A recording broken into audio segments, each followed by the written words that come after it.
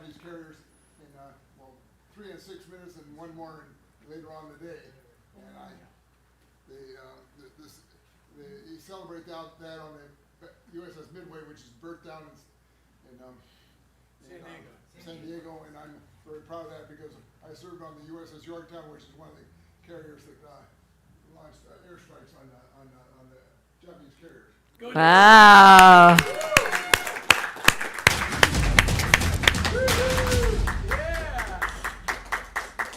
Thank you. Welcome. Welcome to the World Famous Adventures Club, where for over 100 years we have... Thank you, and welcome to the World Famous Adventures Club, where for 100 years we've been celebrating those who venture off the beaten path in life. And tonight, our guest is Laura Grier, who is an adventure photographer, a photo anthropologist. She's a travel writer, social impact entrepreneur. She's visited over 101 countries, over 7 continents. She's a photojournalist for 20 years, much of that with National Geographic Society. She's a self-proclaimed Indiana Jones of adventure and travel photography, and she recently was added to Discovery Channel UK's 20th richest people in the world, which is not wealth for money, but it is wealth for life experiences. Welcome, Laura. Thank you. Thank you for having me. And It's awesome to be here. And for those of you online, my name is Lance Miller. I'm a member of the Adventures Club, and I'm be your host tonight.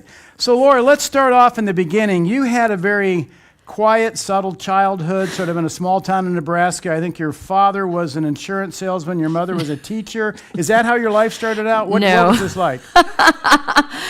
Not like that at all. I actually had 2 parents that worked for the CIA, so we were traveling around a lot when I was younger. I grew up in Indonesia for the first 4 years of my life, and I was the youngest of 4, so when I went back to Virginia to be near Langley, I had no idea what my parents did, but that's what they did. This is sort of like a true lies, right? Yeah. Your parents the phone rings and there's a muffled voice on it and they disappear for 2 weeks. Is that what it's like? Or? Kind of. I mean, we didn't really ask what they're, when you're a kid, you don't really ask why your parents aren't at your soccer games. You just are, they're just not there, and you're, going to friends' houses, eating dinner and wondering why you're by yourself. And no, I'm just curious, did they have some sort of a cover story, or did they just disappear? They said they worked for the State Department, which is kind of I don't know. And then they would just say they were on TDY, which meant they're going on, a work trip, but we never knew where they're going, and we couldn't talk to them when they were going there. And I never really thought that was strange. I guess looking back, I'm like, oh, that was kind of strange. Well, when you're young, your life is what you experience. You don't realize what the difference is. Now, I'm just curious with that. Was there ever any situation where you or your siblings were in any type of danger, or you had to be be cautious because of what your parents were doing? So I didn't find out until I was about 16, and it was because my mom had confiscated my fake ID, and so I went into her closet looking for it, and I found about 5 of her alias IDs in the closet, and that's when and with credit cards and everything, and I was like, okay, Mom, what's going on here? Maria Suarez, what's happening? So anyway, that was how I found out. And then she was like, well, you're about to find out anyway, because all your sisters have been working there. We're all working there. I was the last one in my family to know about it or work there. Everyone was. So when we did all know, my mom was working for counterterrorism in the late 90s through early 2000s. And she would just tell me to memorize numbers. So anytime I had to travel somewhere, she would tell me the terror report, what was going on there. She'd give me a number to memorize if anything bad happened, and ask for, Bob or something. It was always some nondescript name. And I had to use it one time, but the one time that I didn't listen to her was the one time that I was in Thailand when the tsunami happened, where I really could have used the help had I actually memorized the number. But but no, I only had to use it one time. Wow. Quite honestly, that must have been a fascinating childhood to have parents with that type of activity going on and what it brought to your family experience. I think all of my sisters and I'm one of 4 girls, and I think all of us have the travel bug because we were brought up in, my older sister was born in Brazil, and we just traveled so much when we were younger that we were around other cultures. And I think we're just all very tolerant, and, if you have that much experience and being around other religions and cultures, you're just not ever going to be a closed-minded person, I think. No, excellent. Now, when did your photography bug start? Well, it's funny. I wanted to be a zoologist, or I wanted to follow in Jacques Cousteau's footsteps forever and be a marine biologist or something. And then I kept on getting in trouble for talking too much in science class. So my mom sat me down one day. I was like, I don't see you being in a laboratory for long periods of time. Like, let's figure out why you want to do this. And I just thought it was like Indiana Jones, like an archaeologist. It was just adventure and doing all this stuff. And then when I researched it, it was very more tedious than it seemed to be in movies. And so my mom actually suggested, well, what if you were the photographer that followed around the scientists? And so when that first kind of aha moment happened, I didn't even think you could do that for a profession or go to college for it. And then I started looking into it. And then, it became, for me, photography was a tool for adventure. Like, that's why I wanted to learn how to do it. Now, one of the things I like to look at is life isn't lived in years and moments, weeks or days. It's lived one moment at a time, or because years, months, weeks or days. It's lived one moment at a time. Was there a moment where the photography bug really, you went, wow, that's incredible, I love this? Yeah, it's funny. When I started taking classes before I went to college, I had a girlfriend who worked at a costume shop, and so we would just dress up in costumes and do crazy photo shoots and stuff. When I'm pretty much still doing that now with my friends, so nothing's really changed that much. But I think what I loved about it was the color and the vibrancy and the adventure it took to get to some of these wild places to do these off the beaten path kind of shoots. And we'd always come up with crazy ideas. And so I think the creativity of it and feeling like I was an explorer and adventurer sometimes, just going out to do the photo. I mean, when I look at my current photos now, I know they're scrolling on the screen, but every single one has a wild story for me that I think of when I look at it, of what it took to get there and take it. And so I think that's what's so special about it. And it's also just capturing this moment. Like this one that's on the screen right now was when he was a medicine man in India, and I was there doing a job for Nat Geo, and he invited me into his home, and I had sat there and had tea with him. And I mean, we just could barely communicate, but I would have never gotten this shot if I hadn't sat there and spent the time to be with them and have the permission to go there. And I think a lot of people, when they do travel photography, they have these long lenses and they sort of steal moments. They'll see a wrinkly woman and want to steal that image from far away, and they just take these kind of steal these moments. And I think the best ones are when you're this close, a 50 millimeter lens, and you're right next to them, you have to talk to the person and interact with them. And that's when all the magic happens. So for me, images like this, I spent the day with a lot of these people. And so you get the emotion, you get the stories, and I'm not just walking around stealing images. Fantastic. So in your progression on this, what was the first venture where you actually started using your photography in either a professional or adventure manner? Believe it or not, because when I worked for Nat Geo in college, I was just laying out the women in photography. I was laying out a lot of their coffee table books and working with the artisan catalog. But I think honestly, shooting destination weddings was the first time I got into adventure travel photography. I mean, I've shot some crazy weddings down in caves, underwater, in India and Morocco, all over the place. And I think that was when I started really doing elaborate destination weddings and going into cenotes in Mexico and just doing the trash the dress photography, with Maasai tribes members and stuff like that. So I think, believe it or not, weddings are what brought me to adventure travel. Well, let's back up just a little bit, because you're in Virginia, you're going to school, and you had your Nat Geo internship. Mm-hmm. And when we talked earlier, you said you did have a little stint with the CIA yourself. Yeah, so my parents, once we all found out that they worked there, they give daughters or sons of agents. It's nepotism, but it's also saving taxpayer dollars. We've all been background checked, so they want you to work there during college, and they give you $8,000 a semester grant if you work there. So every winter and summer during college, I was working at Langley, and I had to get top secret clearance to work in their photo printing group. Okay, so you were actually working in photography? Yeah, I was working in their photography, and so anything image related. So I was developing spy films, I was dealing with satellite imagery, I was photographing dignitaries and the president when they would come there for award ceremonies, PowerPoint presentations, anything visual we dealt with. I mean, that's amazing experience for someone going through college to be photographing presidents and spy satellites. And it was kind of scary because a lot of the stuff I was dealing with was a little above my clearance grade. So I just knew that I'm developing these pictures and I'm like, I think this is a target, like someone we're trying to assassinate, and I'm developing this. It's kind of crazy. You don't want to, you just don't know what you don't know. But they had me, I mean, it sounds like super old school, but they had us deliver secret briefcases of hidden buildings all over Northern Virginia. And, we didn't know what was in the suitcase. We just had to find Joe or whatever and give him the suitcase of, and was locked and everything. I mean, they give us unmarked vehicles to drive around and do stuff like that. And I was 18. Probably not the best person to.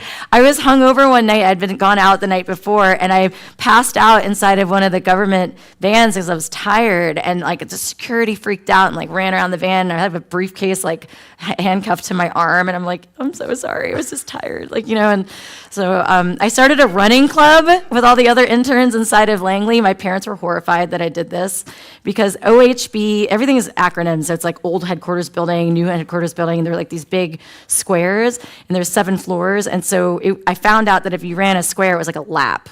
You could do a few miles. Then you go up the stairs and you do the next square. So we started a running club inside, and the 7th floor is the is the director's floor. It's all carpeted and beautiful and everything. And we started running around the 7th floor, and we all got in a lot of trouble. You're not supposed to be up there, but I started. I don't know. I think we're just going to scrap the whole Peruvian side of this interview, and we're going to talk about your life as an 18-year-old spy. I think there's some good stories here. I mean, the last thing I'll say about it is you look around this room, and there's so many artifacts. The Langley is like this too. They have artifacts from all these amazing spy operations that have no clearance to be outside. You'll never see the light of day in anywhere. And so they have, stones from Bin Laden's cave when they captured him or killed him, and all the things and they have artwork from agents that did therapy and painted and stuff, but it was very classified subject matter that they're painting, so it can't ever leave Langley. So there's art galleries and spy galleries inside of the headquarters. It's pretty fascinating. Oh man. So you had an opportunity to stay with the CIA, is that right? I did. They offered me a job, and then I decided to come out to Los Angeles and pack everything I owned in a car and try to be a celebrity photographer. And you moved into a luxury condo, I think it was in Santa Monica, is that right? I first lived out of my car for a few weeks. I got a bartending job at Saddle Ranch. I don't know if you guys know that bar. And it was funny because it was such an LA story. I sold my violin for gas money to make it because I got to Tennessee and realized I didn't have any gas. And then I got there, my first day bartending, Cuba Gooding Jr. was my first customer. It was just me and him, and I'm like, this is so Los Angeles, this is so weird. And the second customer I had were producers for a reality show, and they were like, what's your story? Because it was a Tuesday at 10 a.m., I'm bartending, and I said, well, sold my violin for gas money, I'm living out of my car, it's my first day on the job. They're like, you'd be perfect for this reality show. And so they casted me to go on a pirate ship around the Caribbean with 8 single guys and 8 single girls on a show called Love Cruise. And you get voted off on Loser Island, which is Aruba. And so I ended up leaving for my job after 1 week and going on a reality show for a month.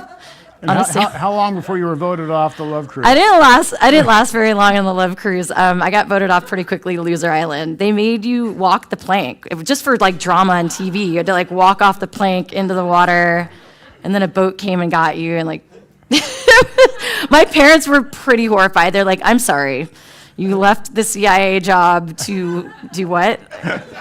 And then they edit everything so crazy because they had you doing all these games spin the bottle and whatever, and then they just edit it however you like it. So episode 2, I was the Jezebel of the boat. I made out with 3 different guys, and it was not how it was. They just edited that way. And my father called me immediately and was like, what were you thinking? Because he was a tough dude, CIA. I mean, he was a tough dude. Yeah. So I mean, did you? Was there some financial remuneration for this, or was it just life experience that you got? I mean, they paid me I think I made $5,000 for me. That was a lot of money back then, so I got my first apartment that way. And then my other reality show thing, and that also happened bartending, first week of bartending, the executive producer of Wheel of Fortune also came in. I told him I'd always dreamed about being on the show. He invited me on the show, and I ended up winning $7,000. That's how I bought my first camera to start my business out here. All right. So, yeah. So that was my LA story of getting started out here. Adventures in Los Angeles. Now, what was the jump from, okay, you now have an apartment, you have a camera. What was the jump to destination weddings? Honestly, my sister got married in France in a castle, and so she asked me to shoot her wedding for. It wasn't. I wish it was that castle. That's one amazing castle, but that's not the one she got married in. That one is in Slovenia. Okay. So I just shot her wedding for free out there because she's my sister. She made me do everything for free, and I did her makeup. She sent me a spreadsheet the morning of the wedding. It was like hair and makeup, helping me get dressed, doing photography. I was like, what? But so I started doing that, and then through that, her friends were like, well, can you shoot our weddings? And so all of her friends in Europe started asking me, and then it became just kind of, I just started getting asked to do destination. Was it mostly word of mouth, or Yeah. you actually, okay. It was word of mouth, and I was already traveling to different places, so then I would go into hotels I was staying at and just tell them like, hey, I'd love to shoot, wedding stuff for you while I'm here, even with a bride and groom model, and just get you some promotional stuff. And then they took me up on that. And then I started getting calls for doing promotional stuff for hotels and for brochures and things like that. So it kind of spiraled into that, and then travel photography, and yeah. It's interesting, I found in life that when you stay true to your purpose, things happen as they should. And you have a very interesting story of how you actually got into the National Geographic and doing their artisan catalogs and stuff. So bridges through, you're doing the adventure, you're doing the destination weddings, you're doing hotel brochures and things, but there's this whole other world. Yep. Because you happened, as you said, you happened to post something on Facebook. Yeah, so I've been playing, and I still am, on a Monday night soccer league, co-ed soccer league in Los Angeles, and I didn't know, thank you, and I didn't know for months that one of the guys on my soccer team was the head of Nat Geo's artisan catalog. And because you just don't talk about that, you're putting on shin guards and you just play the game and whatever, and so have some beers afterwards. And so I had posted something on Facebook of a trip I had done, and Rob said to me, oh my God, I thought you just shot weddings. I didn't know you did travel photography. Our photographer just got sick and we need someone to go to Peru next week. Could you do it? And I said, yes. And so we exchanged information, and then I already had his email in my email account, and it wasn't from soccer. It was from when I interned 10 years before at Nat Geo. My job as an intern was accepting all the stuff for the artisan catalog and cataloging it, and he was my point of contact. I'd never met him. He was just the dude I was emailing so here he was years later on my soccer team, and then asking me to shoot for them, and then that was 17 years ago. I've been shooting for them ever since, yeah. Fantastic. So this takes us, and quite honestly, Laura, you have enough stories we could fill several hours. We're going to try to keep to an hour tonight. Okay. So we're going to focus on your Peru, because you have the whole thing of your Andeana hats that you put together, and bringing indigenous works out to the public and everything. So so you have your first trip to Peru. So take us through that. You're a week later, you're off to Peru, and you land. You've never been there. First of all, for those of you who have or have not been to Peru, to me, it's one of the most diverse. It's my favorite place on the planet. It's so diverse. You've got the Amazon, you have the mountains and the ruins and the largest sand dunes in the world that look like the Sahara Desert. You've got some of the longest surf waves in the world, obviously Machu Picchu. You've got so many incredible places in Lake Titicaca and the high range of the volcanoes and the hot springs. I mean, it's just like you name it, they have it. And I feel like you're going to 7 countries in one country when you travel in Peru. It has every kind of ecosystem. The culture's still so alive and vibrant. The food's amazing. I mean, I just was so blown away by the diversity of Peru, let alone just the colors. And I mean, with my photography, I'm all about color. It's my favorite thing. Were you fluent in Spanish at the time? No, all the Spanish. My mom's Cuban, and she never spoke Spanish at home. So all the Spanish that I've learned over the last 5 years is just from traveling down to Peru. Okay. And I take classes every week to keep myself practicing it. And I've had to learn to speak, but a lot of our artisans don't even speak Spanish. They speak ancient Quechua, other languages. Okay. So sometimes it helps, sometimes it doesn't. But my first job, and I don't know if Phoebe, here you go. So I had to go, part of what I was doing was shooting the catalog of all the goods that they were selling, but part of it was interviewing and photographing the artisans, like a day in the life of the artisans. So they sent me on a homestay to live on the floating grass islands in Uros in Lake Titicaca for 3 days. And I had to photograph all the Quechua artisans there. And this was them greeting me on these islands. And it's so fascinating because there's about 30 or 40 islands. And every day the men go out and have to cut down the reeds of grass, the totoro reeds, in order to layer them on the island or the island will sink. It's they're floating mud with layered grass on top. And everything's made out of grass. The houses, the boats, everything that they make to sell to tourists, everything's made out of grass. And the men go out and fish and cut grass, and the women sit and do arts and crafts and all this stuff. And so I had to spend 3 days with them. And that like hole in the island is they put a net there and they catch all the fish and they put them in the net there like a well, and they can just grab their dinner, their fish out of there. They've got stalks of totoro leaves with solar panels on top of it. They have power on these islands. Their bathrooms were like these porta potties that they cut a hole through the ground. You can see the solar panel behind me in that picture. They just cut a hole through the ground into the lake, and you just like sit on a porta potty. You just like, that's your bathroom. And they made me dress in this outfit because if you're not married, you have to wear this knit cap with these pom-poms. They brand you with your hat. This is the beginning of me getting obsessed with the hats in Peru. So there I am. They're like, no, you're not married. You have to wear this hat. I'm like, so anyway, so I started learning that you can tell how important someone is or where they're from or whatever from their hat, how many pom-poms they have, how many braids they have, how they wear it, the colors they wear it.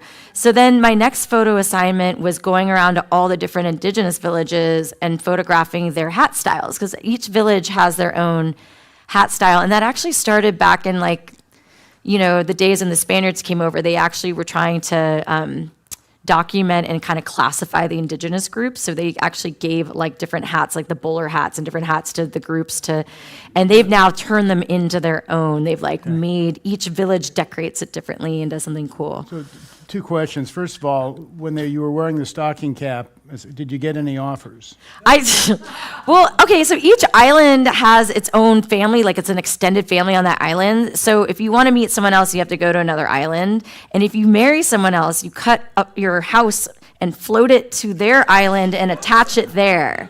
So and I guess if you get divorced, you can just float it back. I don't know. But it's just so if you want to meet people, you're not meeting them on that island. They're all related or family. Okay. Yeah. Okay, now, for the artisan goods, were these specifically hats you were going to Peru No, for? Were there a number of things? So when I first met the Quechua, and one of the gentlemen here went to Chincheros. This is Chincheros, who was wearing, there you go. They're known for their weaving. I mean, they're doing ancient backstrap looms with alpaca bones and naturally dyeing everything. That red color is from crushing this cochinilla beetle to get the blood to get that color. I mean, it's amazing how they're doing all the weaving. So I only met them as weavers. But as I started traveling around Peru, I met the hat makers, and that's been passed down through centuries. They're still using the same wooden dowels that their great-great-great-great-grandparents have carved, and they're still making hats in the same way. So we mix the bands and the hats are all mixed from all these different indigenous groups across Peru. But when I first met them, they were weavers, and I just was like, why aren't they selling these? I was obsessed with the hats, and then I found that they made hats in Sequani, in this whole other region. And then I asked Nat Geo, I'm like, why aren't you selling these hats in your catalog? And they're like, it's a logistical nightmare to get them from these rural villages. All the artisans have to bring stuff to their main headquarters.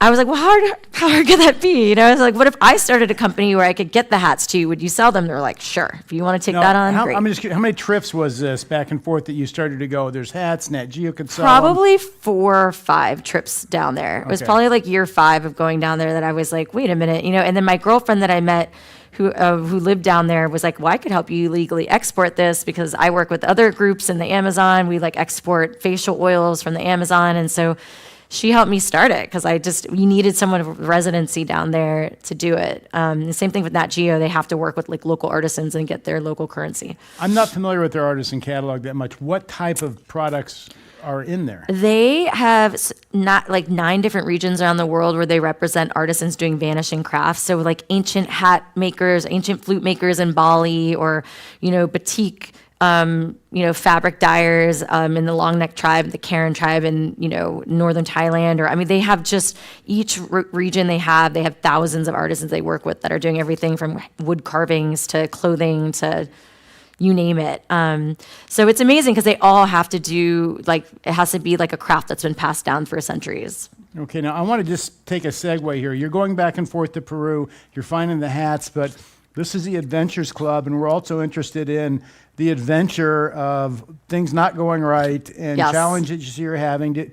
During these 4 trips, were there sort of anything Yeah. that was like, this is like a little crazy right now? Well, yeah. So when I was down there, I would always extend, and I was shooting I was asked to photograph the highest altitude lodge in the world, and it was high in the Andes, and it was the Rainbow Mountains, and you have to hike from lodge to lodge, 10 hours a day.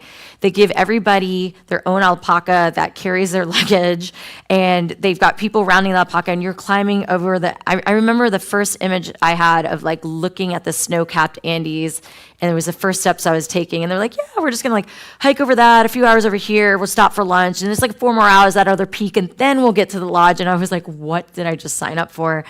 And it was, 5 days of this. And so we started with 7 people, and only 3 people completed it because we got up to 17,000 feet. I was not acclimated. It was freezing. Is this part of it? This is part of it. Okay. When you got to parts of it, it was like Mars up there. It was just bright red and crazy amazing colors, but it was like another planet, and there was nothing. There was villages you were going through. And that was where we came up with the idea for Andeana Hats, because I was hiking with my girlfriend. I thought I was going to die. Like, we honestly thought we were going to, I was getting, my neck was locking up because you're getting that hypoxia where you just don't have enough oxygen. And the guide was like, aren't you supposed to be taking pictures? I'm like, oh yeah, okay. And so I take some photos, and I was suffering. And so finally I was taking pictures of all the different indigenous groups as we're going through their villages. And the guide said, oh my gosh, she's obsessed with all these hats. And my girlfriend's like, you don't understand. She's like Indiana Jones. I was like, more like Andeana Jones, because we were in the Andes. And I was also low on oxygen. And I don't know, it was like a really bad pun. I love puns. And that's when we both stopped. We're like, that'd be kind of a cool name for a hat company, Andeana. And then we spent the rest of the hike just focusing on that. Like, oh my God, like, we could do this. We could, bring these hats back. Like, let's figure this out. And so we just kind of like brainstormed it for the rest of the hike, and then hiked down at the end of it to a village, and just sat in this one little village eating pancakes and coffee, and just like built a Squarespace site in a day and a half. And I bought like 4 hats from some of the local artisans and photographed my girlfriend wearing them. And then we just put them up and took pre-orders. And that was how we started the business. It was so bare bones. I was like, we can figure this out. We'll get it done.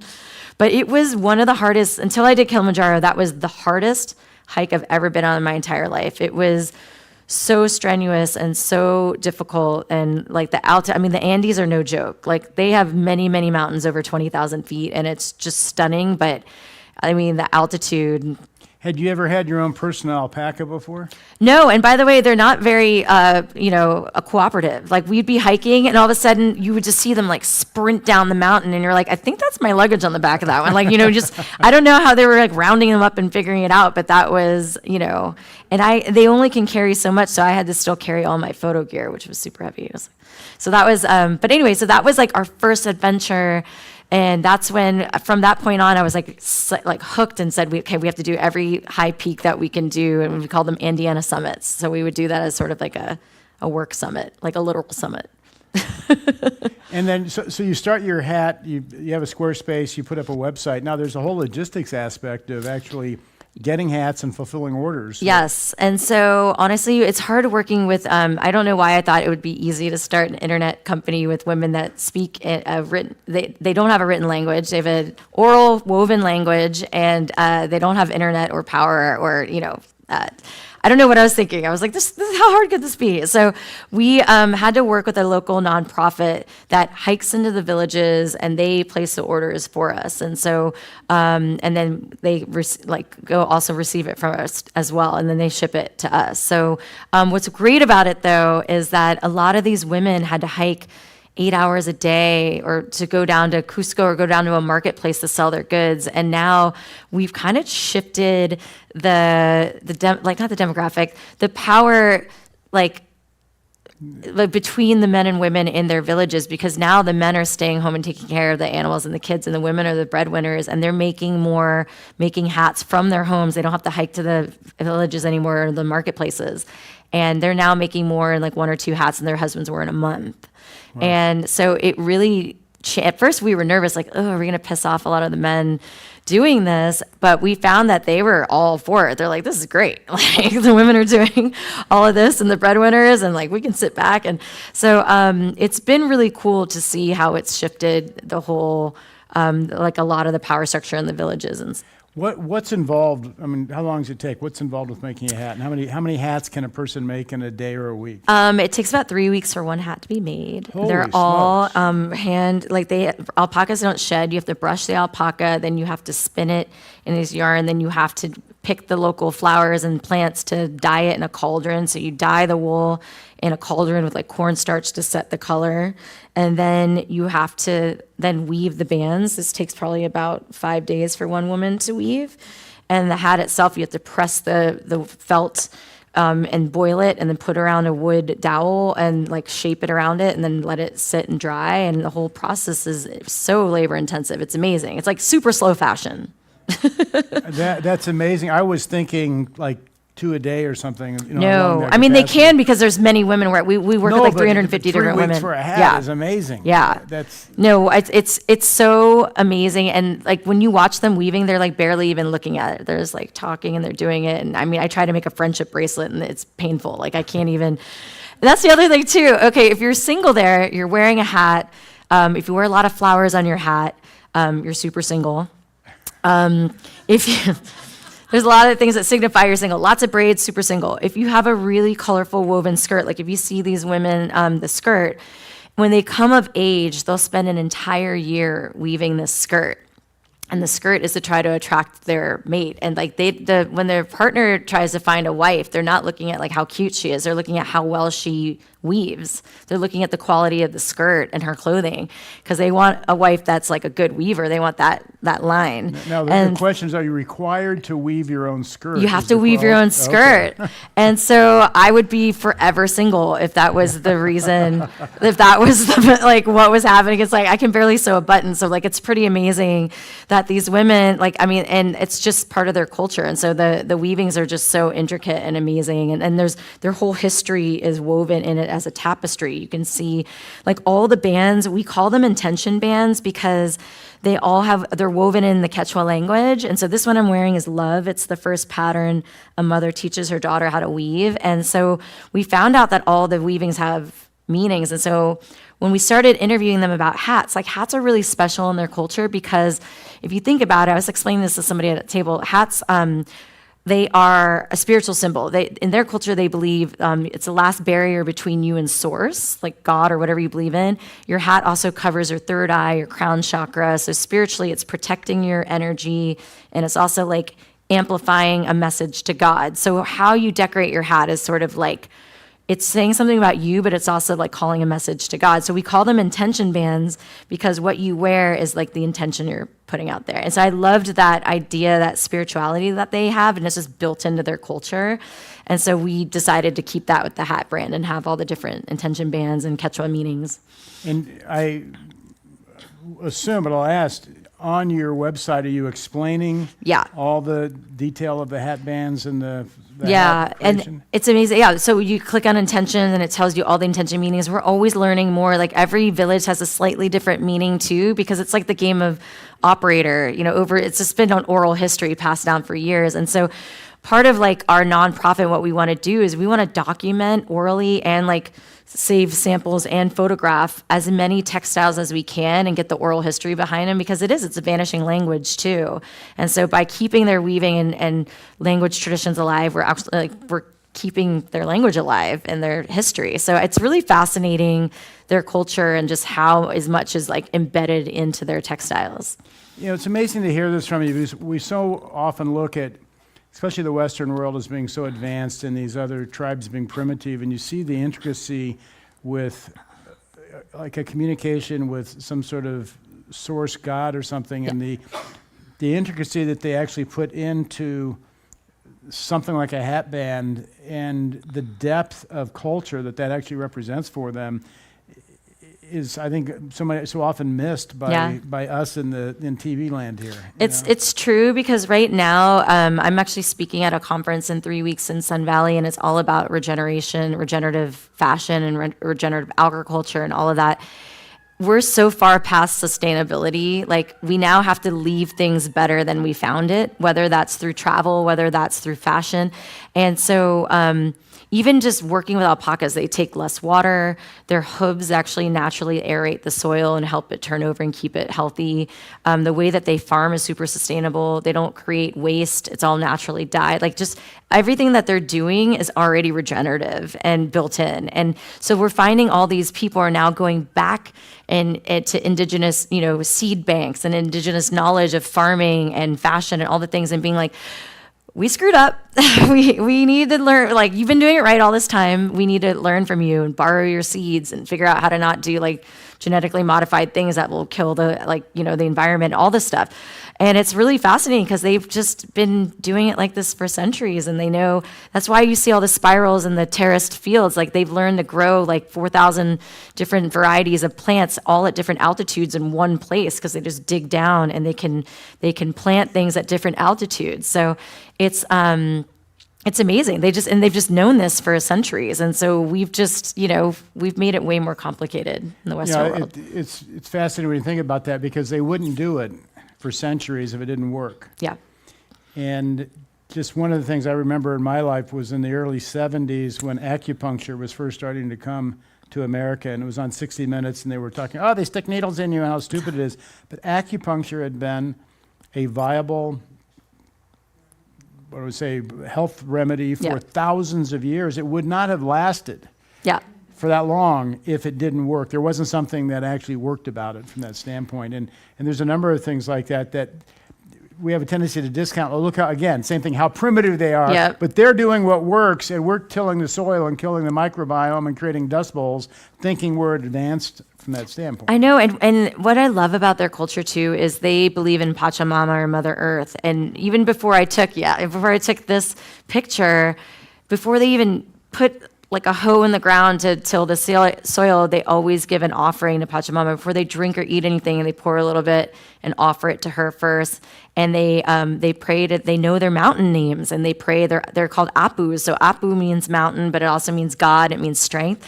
And so they'll pray to like Apu Veronica, Apu Machu Picchu, and they will make an offering to each of the mountains. And then they said, your turn. And I realized I don't know the names of all the mountains around me. Like, I'm like Apu Santa Monica Mountains.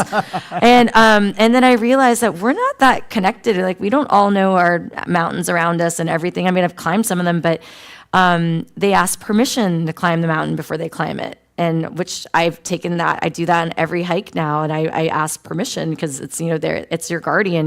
You can't just like think you're gonna conquer something. You can't conquer the earth, like the earth's going to win. So I think they just have such a reverence for it, but in a really beautiful spiritual way. And that's in everything they do. And I love that. There's this cultural immersion I'm listening to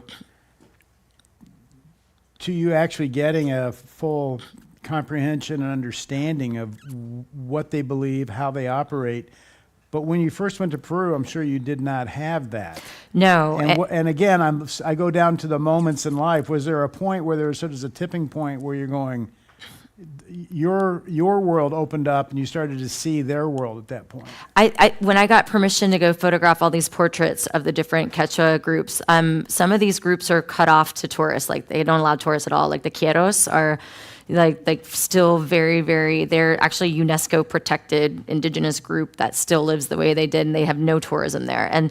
But we got special permission to shoot in a lot of these areas. And so I think they accepted me, and I spent the day with all of them. It took many, many days to go around to all these groups and photograph them and learn about, get their oral history, interview them, learn about the bands. And I think that they just saw that we cared. Like, I wasn't just sitting there just stealing a photo and giving a sole and saying like thanks for the photo. Like, we were actually doing a project that was preserving their craft. And I think that they appreciated that. But we also had, that's the one thing with Nat Geo is that I got special permission to go in. And then from there, that helped me build a relationship. I wouldn't be able to have a hat company if I hadn't had that first trip where I got the permission to photograph them. Yeah.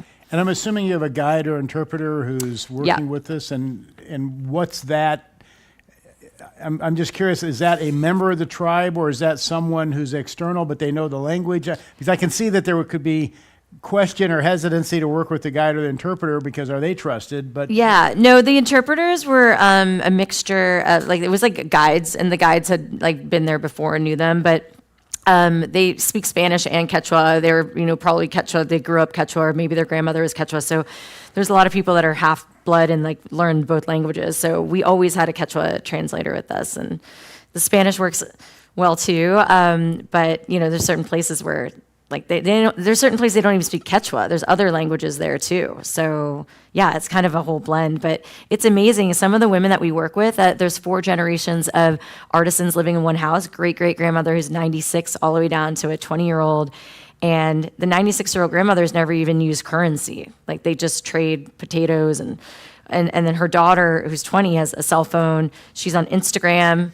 And, but she still dresses like this and lives in these villages. But she's like, it's like, I will never forget when I walked out of one of the villages, like the girls came up and they're like, can we follow you on Instagram? I was like, what is happening? And like, how do you have a cell phone up here? I'm surprised they have a signal. I know. It was wild. But it's like, they're still living in the same house together and they're all weaving together and doing all these things. But it's like just in, these lifetimes, you see the generation, like how much has changed. And they're, so do these phones have power in them? I assume they do. They're charging their phone. Or is it solar panels? Some of them have solar panels. Some of them go down in the villages and charge there and then go back up to the house. Yeah. Now, when you're there, are you staying in the villages or do they have like a hut for people to come in? Yes. I stay in a guest hut. And have dinner with them. I'm in free. Okay, this is the guest hut. This is a nice guest hut. This hut was on the floating grass islands, and when you're on those islands, you feel like you're on a moving dock. I mean, the island moves. It was the best sleep I've ever gotten in my entire life. They came there with these like hot water bottle things under your covers, and you're just like lulled to sleep. And I mean, it was the greatest sleep I ever had. Wow. That was so awesome. But yeah, we get to have dinners with them, and then they always perform songs. And then that was another time where I said, oh God, like I don't have any songs, because they were like, your turn. And so, we were trying to figure out, and we had this one song, it was terrible. It was like More Than Words by Extreme. Do you guys know that song? Thank you. I'm glad that you're laughing, because I was like, for some reason, that was the only song that came to my mind. And it's a really slow song. It's like, saying I love you. And they're like trying to awkwardly clap to it. And it was just a very painful moment of me trying to sing, because I didn't know any other songs, and I need to learn more songs. Okay. So I want to back up to Squarespace, sitting in this place eating pancakes and coffee. What was your first? Again, there's a first for everything. Yeah. What was your first venture? Getting some hats out, and oh my gosh, and actually stringing the line to make this thing work. Our very, very first order. This is to this day, the worst insane travel day I've ever had in my life. We lead retreats. So we do retreats where everyone gets a hat on the retreat and you get to spend time with the women and like learn about their culture and go Machu Picchu and all this stuff. So it was our first retreat, and we had just gotten our first round of like 150 hats made, and I was going to pick them up and all that stuff. It was the last day we were there was March 14th, 2020. So Peru no one was even wearing masks. So when we landed 7 days before, no one was wearing a mask. We did Machu Picchu, Sacred Valley. Then we went to the Amazon. We stayed in a treehouse hotel up way in the trees, and you're off the grid at this treehouse hotel. It took like a 2-hour boat to get there, all this stuff. The last day we were there, I was like, let's get an ayahuasca shaman to come visit us. And like we had we were doing this whole thing. And my mom was on this trip, my sister, my niece. I mean, we had a big group. And then the next morning, or that night, the president had announced that all the borders were shutting down the next day. And we didn't get the memo because we were in the treehouse. So we leave, we get in a boat to take the 2-hour drive to get back to Iquitos, and 2 boats collide. A boat T-bones our boat. We start sinking in the Amazon River with all of our luggage. And I'm like, oh my God, and so everyone's like, trying to get the boat over because you do not want to sink in the Amazon River. And We get over to the reeds on the side. We had to get a boat to rescue us. We had to rescue our luggage. We finally get another boat. We get to the land. We take another hour and a half tuk-tuk. We get to a plane. We finally land in Lima, and I'm like, thank God, we finally made it. And then we get to the airport, and it was chaos. There must have been 5,000 people all trying to leave the country at the same time. People are hysterical. People are freaking out and coughing, and people are like, wearing masks and all the things. And they announced all the flights after 8 a.m. were shut down, and my flight was after 8 a.m. So I had to wait in a line for 8.5 hours to try to book on there were 2 flights left that were standby. And the line was maybe 55 people on the waiting list to get on these flights to get out. And it was so I'm in this line, and people are like, there's no way you're going to get out on this flight. Like, I don't even know you're going to. And at this point, I was like, well, I need to say goodbye to my boyfriend. I'm probably going to get stuck down here for 8 months. My Spanish will be really good. But I was thinking, what do I do? And I went up to I didn't even tell you this part. I went up to the counter, and it had just been my birthday. And my girlfriend had given me wish tickets for my birthday, like you get at a carnival. And she was like, I infused magic in these wish tickets, use them sparingly. So I get up to the counter, and the woman has been dealing for 8.5 hours with hysterical people. She didn't even look at me. She's just typing. She's like, give me your passport, whatever. And I said, you don't even understand. I'm using my birthday wish ticket right now. This is a big deal. And I slid the wish ticket over to her, and she looked at it and looked up at me. And I said, I have to get on this flight. I have to get out. Everyone else on my trip got out. And by the way, I was like, Oprah, I knew that we had to get these hats out of the country. So I had my business partner. So let's look at this. Were the hats on the boat when you? The hats were on. Yeah, we had all the luggage in the boxes. Wreck. Yeah, because we were going to bring it back to ship them. But then when this happened, I was like, we need to get these hats out of the country. So I started giving boxes to everyone on the trip. You get a box and you get a box and just get it out of the country. Are these cardboard boxes? They're big cardboard hat boxes with probably 30-something hats in each of them. And I just was handing them to people, begging them. Is this something that would go in the overhead, or they got to check it? No, they got to check it. Okay. And so I was like, anyone who could get out of the country, I was just begging them to get it out. So the whole thing about don't accept things from strangers didn't apply in Lima, right? No, not in this time. Good point, but now, wasn't there something that happened to your phone at the same time? Well, my girlfriend's phone got stolen in the middle of this whole mess because she was filming on her TikTok, and some guy on a motorcycle went by and just snatched it out of her hand. I mean, it was the worst travel day ever. And so at this point, I'm like, I just want to get out of the country. How can we do this? And I slid the wish ticket over, and I just said to her, this is my birthday wish ticket. It's very powerful. So she just goes, okay, I put your name on the list, next. And so everyone was like, oh my God, you're going to be 44 on the list or whatever. And when they announced the list, I was number 1 on the list. Boy.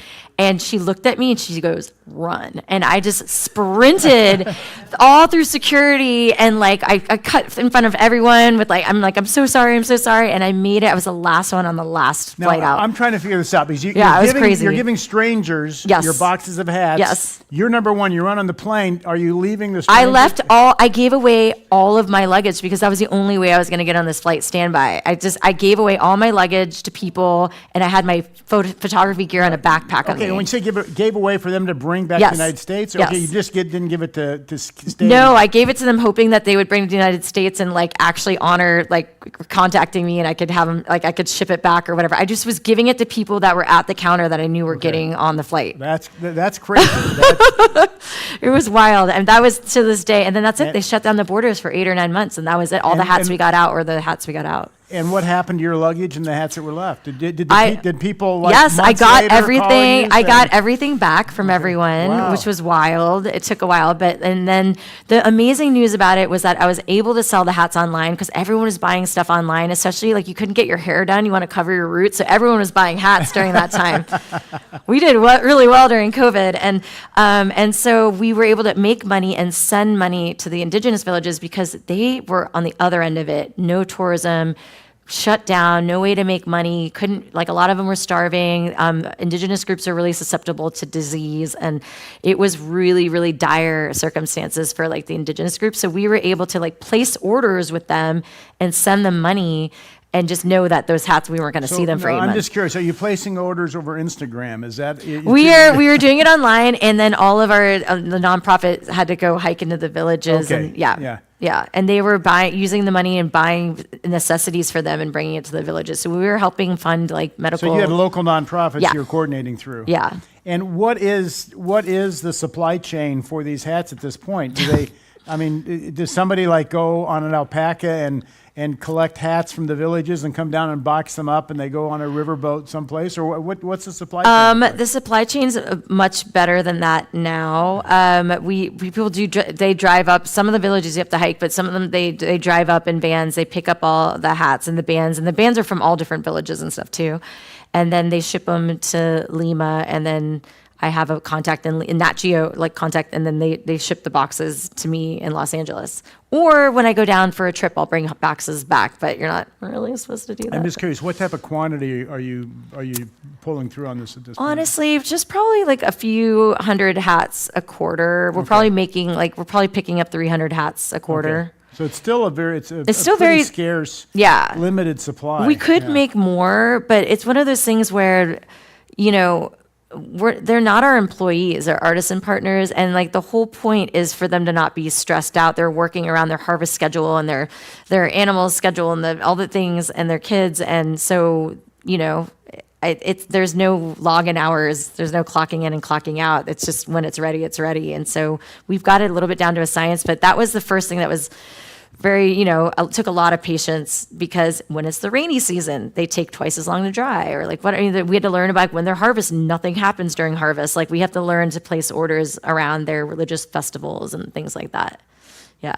So you have to be respectful and know about all that, because that was the part where, you can't just come in as a gringa or whatever and be like, okay, where are my hats? Why aren't they ready right now? So, but I think what's really cool talking about Instagram now is that I can show them where their hats and their bands have spread all over the world, and people that have bought them and are wearing them everywhere, and how fashionable they are. And they think it's so cool. And they can look at a band and be like, Mariela made that one. They can tell who wove which band by the way it's stitched. It's amazing. I was curious, online, is there a certain style or band that is more popular than another one, or yes, or to us, again, civilized, Westerners, they're just nice hats? Well, the most popular band is the snake pattern, and it's literally sake, which means letting go of things that don't serve you in your life. And so many people were like, I need that. So that was probably our most popular band.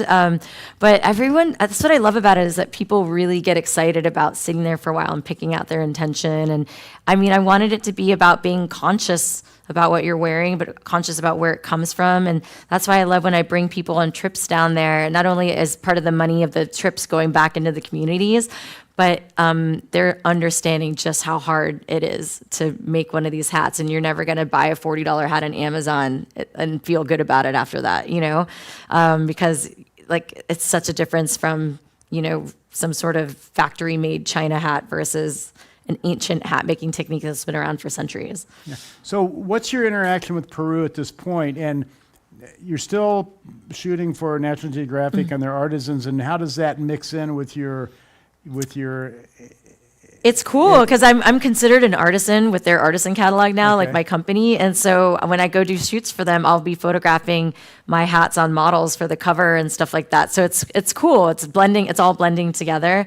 I still shoot catalog work for them around the world. I still interview artisans. But I would say that I only shoot for them maybe 2 or 3 times a year. And then the rest of my stuff, I'm now busy shooting for my own hat company, And so, but I think it never started off as selling hats. We wanted to build it to be an adventure travel, philanthropic adventure travel, where everyone who goes on one of our tours or our trips, money is going directly into these artisan groups and helping to preserve the culture. And I think when I reached my 40s, intention was the word. It's funny, before I even started this hat company, the word that came to me for my 40s was intentional, because I've been traveling forever, and you make money, you do it for fun, you do it for the adventure, but I just thought, well, now I've been doing this for so long, we can do more. Where we choose to travel to or what we do can help leave the place better than you started. Why just go there and take and not give back? And so I just thought I can bring groups that, the money from these trips can really make a difference. And so I just thought from this point forward, I'm never going to go on a trip that doesn't do some form of good, because we all can do that. We all have the ability to do good and still have fun at the same time. And so I think that was my big takeaway with starting the company, was about being intentional. Which is excellent. What are the trips you're taking now? I take it you're taking people with you and Yeah. tours on that. Just give us some insight. Yeah, into what you're so doing. we do trips every year to Peru and to Guatemala. So we have straw hat artisans in Guatemala that we work with as well, and the quiche artisans. And then I always do some form of adventure photography trip. So we're doing a cruise to Greenland and Iceland in September. We're doing adventure photography in the Northern Lights. Last year, I led 9 women to the top of Kilimanjaro. We did fashion photo shoots along the way in every ecosystem. I love doing what I call goddess shoots, where Kilimanjaro is actually considered a goddess in African culture. And they say that when you get to the top of Kilimanjaro, you unleash her goddess energy and you unleash your goddess. So I thought it would be really cool. They just started letting a lot of female porters work because up until fairly recently, it's been like a man's job to carry all the things. So we wanted to do an all women's trip with female porters doing goddess photo shoots along the way. And we had the most fun on this mountain, let me tell you, because all these other men's group were like suffering and they're like covered in mud and whatever. And we had this deal where every woman had a day. Like one woman, if she decided she wanted, first day would be Cameron's photo shoot. And at any point on the hike, if she felt this is where I want to do my photo shoot, we were like a pit crew. We had to set 30 minutes on our clock. All of us had a job. Someone helped her get in and out of her clothing. Someone helped with jewelry. Someone helped with behind the scenes. You had special clothes. It wasn't like she's in her hiking clothes. We bought African fabric from one of the villages, and we had to hire extra costume porters to help us carry this heavy fabric on the hike with us. Because see this photo? Yeah. This is not from Kilimanjaro, but this is what we were doing. We got long fabric, and we were doing these long, epic kind of goddess shoots up there. And so Kilimanjaro is really amazing because you're first in rainforest, and then you go to like evergreen forest, and then you're in sort of a meadow, and then it goes into alpine and then volcanic, and like you have all these ecosystems, and then it's frigid, polar, Arctic at the top. And so I wanted to do a photo shoot, fashion shoot in every climate. And so every day, that was what we did. We set 30 minutes. We had a pit crew. It didn't matter how sick or tired you were. You had to support the woman whose day it was. And how many women were? We had through? 8 women. We had 9 women. We had 8 women being photographed. It was 8 days of climbing. Okay. And it was the coolest thing ever because it broke up the hike, and then afterwards, every woman had some sort of spiritual or some sort of empowerment experience going through it because you haven't showered for days and you feel hideous like a creature, and then you're like doing this shoot where you feel very like feminine and just beautiful and powerful. And I mean, we were using our hiking poles with like a light on the end of it and like doing all this stuff, and all the men that were hiking around us were like, what is happening? Like, what is going on here? But we had the most fun. Yeah. Now, what happened with the photos? Were they published or? Yeah. They. Well, I'm about to do a gallery show about it at the end of this year too. But we were published in a magazine, Rangefinder magazine, and it was honestly just a personal thing. It was the theme of our trip. We were unleashing our goddesses, and we had discussions every night at dinner. And it was a lot of the women were going through beating cancer, a divorce, like heart. Like everyone was kind of going through something on that trip. So it was sort of it was like fashion therapy or something, fashion and climbing therapy. Yeah, it was life-changing. Honestly, it was for everyone.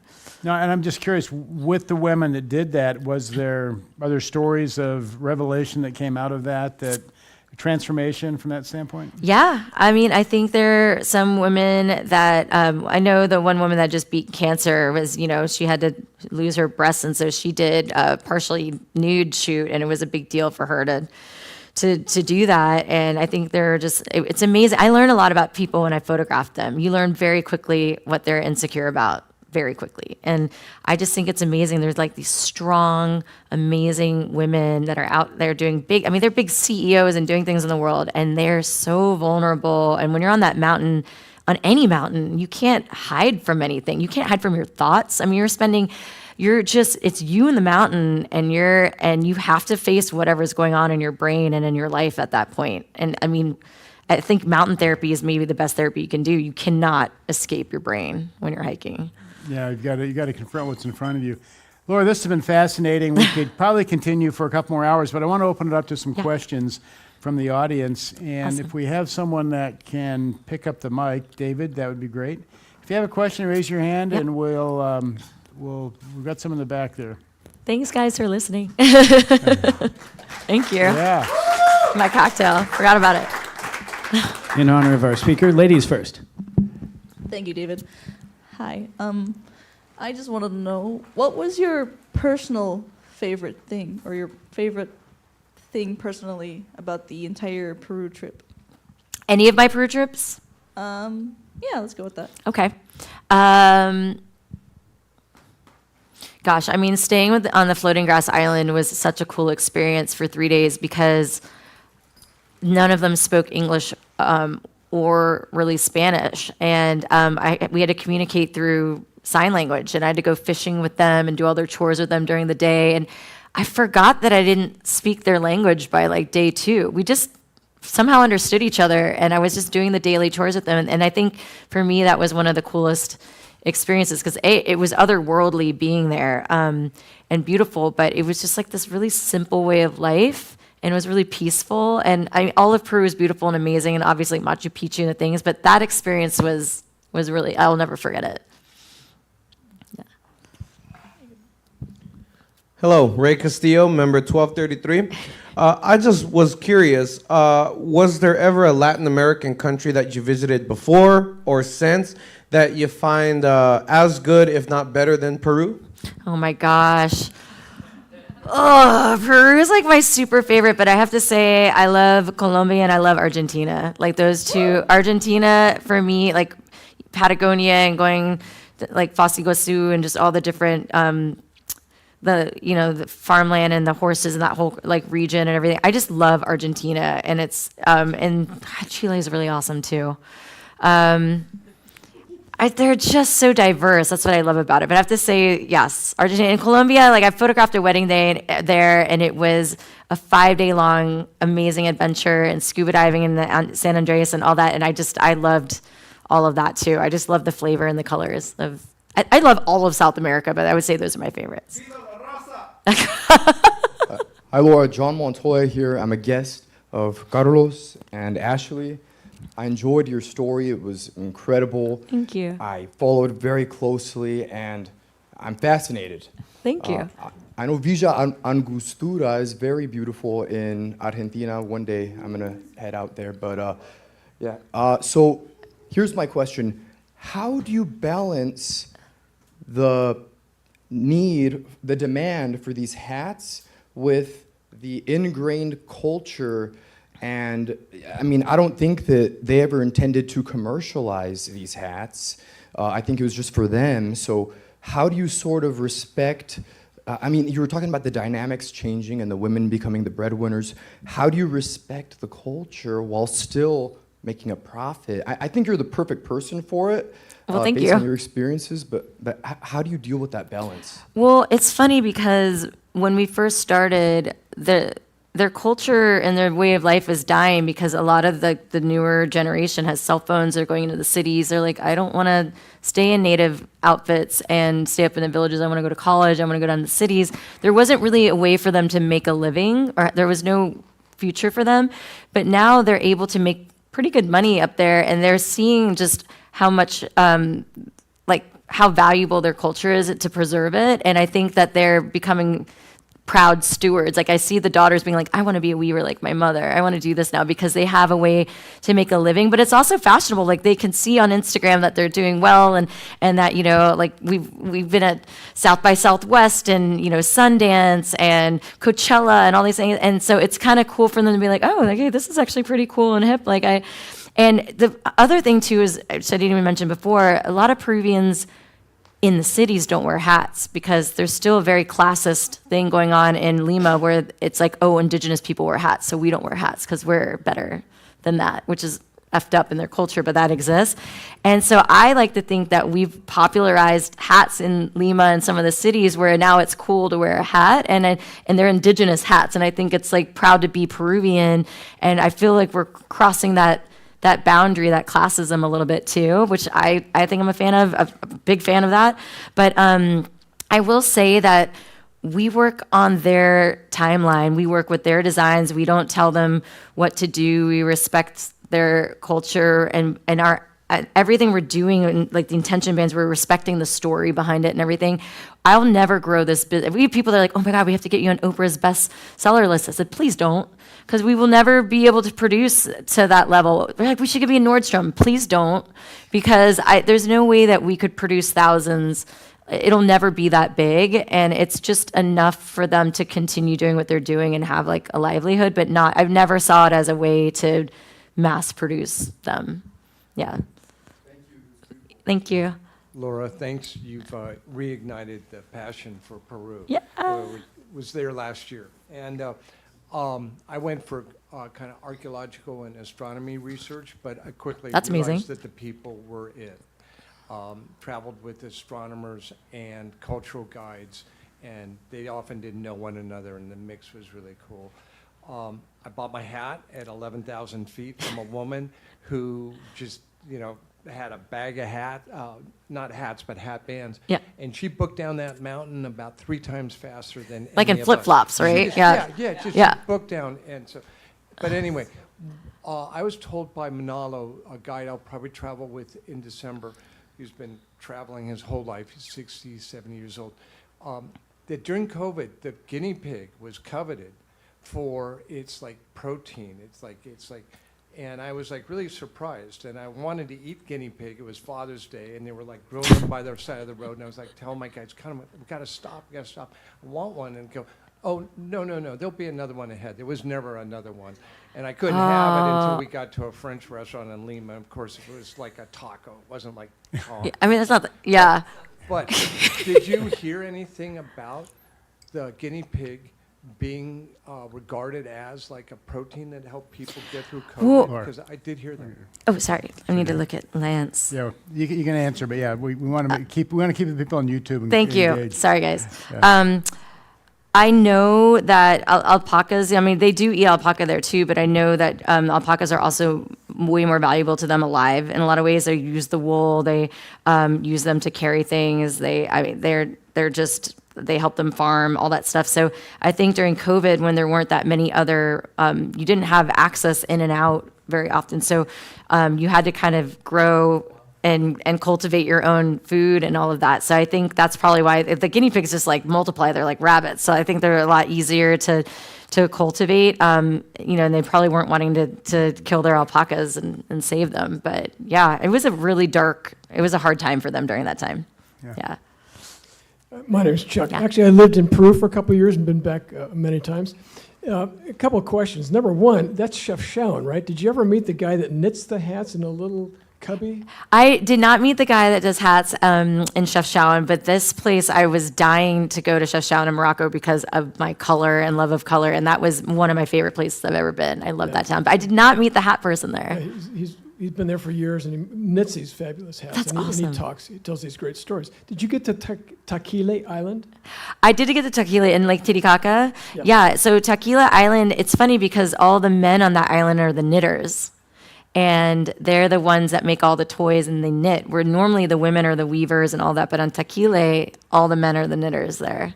And they speak Aymara, I think. Yeah, and it's really close to the border of Bolivia. Is it technically Bolivia? I'm not sure. But yeah, Aymara is like one of the other indigenous groups there. Yeah. Okay, great. That's amazing. I love that you live there. I'm jealous. Well, Laura, listen, thank you very much. We have one more there? Okay.